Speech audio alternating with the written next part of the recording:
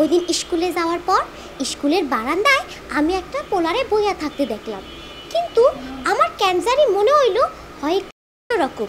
পরে বুঝলাম ওই আসলে অটিস্টিক শিশু।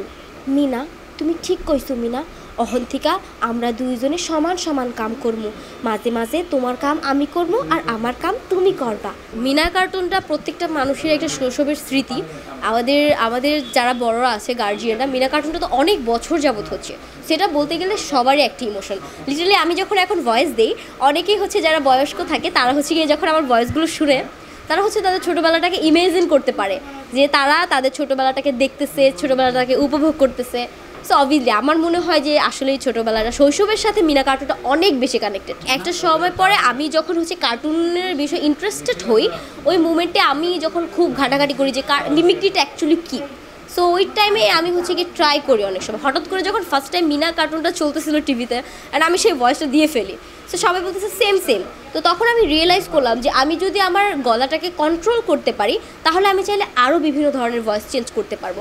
তখন আমি আস্তে আস্তে করে গলার এই জায়গাটা বিশেষ করে আমাদের প্রয়োজন হয় এবং এই জায়গাটা, এই দুইটা জায়গা আমরা কন্ট্রোল করতে পারলে তাহলে হচ্ছে গিয়ে আমরা মূলত মিমিক্রি করতে পারি। তাহলে ওইখান থেকে আমি প্র্যাকটিস শুরু করি, করতে করতে একটা থেকে দুইটা, দুইটা থেকে তিনটা ট্রাই করলে ভাই সব কিছুই হয়, কোনো কিছুই অসম্ভব না।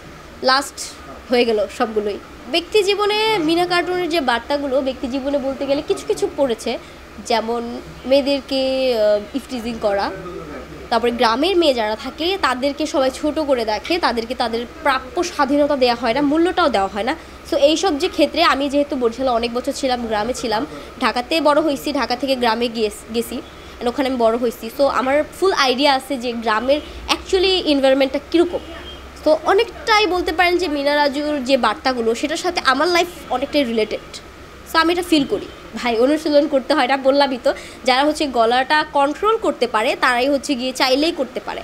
আর দ্বিতীয়ত হচ্ছে যে গলা অলওয়েজ আমার ফ্রেশ রাখতে হয়, কিচ্ছু করতে পারি এটা, ঠান্ডা খাইতে পারি না ভাই সারাক্ষণ। একবার গলা বসে গেলে দেন শেষ, আর ভয়েস শেষ। প্রায় সময় আমাদের কষ্ট হয়, যেমন বিভিন্ন যে কার্টুনের ক্যারেক্টারগুলো, ভিলেন ক্যারেক্টার যখন করি তো আমার ভয়েস খুব ডাউন করতে হয়, প্রেশার দিতে হয়। ওই মুমেন্টটাতে হয় কি, লং টাইম বসে কাজ করি, তো একটা ডাবিং যখন করি একটা ক্যারেক্টারে 7-8টা এপিসোড করি এক জায়গাতে বসে। সো 7-8টা এপিসোড পর্যন্ত প্রায় 4 থেকে 5 ঘন্টা আমার গলাটা ওভাবে ডাবায় রাখতে হয়।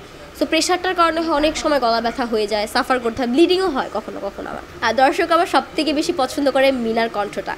মিনাটা সবার খুবই পছন্দের। অ্যান্ড আমি বলবো যে আবার আদার যে কণ্ঠগুলো আছে সেগুলোর মধ্যে সব থেকে বেশি মিনাকে মানুষ পছন্দ করে। আমার নামটাই হয়ে গেছে মিনা, পাবলিক আমাকে আমার নাম ধরে ডাকলে চিনে না। কেউ যদি যা জিজ্ঞেস করে সারা বিম কি চিনেন, বলবে না। মিনাকে চিনেন, বলবে হ্যাঁ চিনি।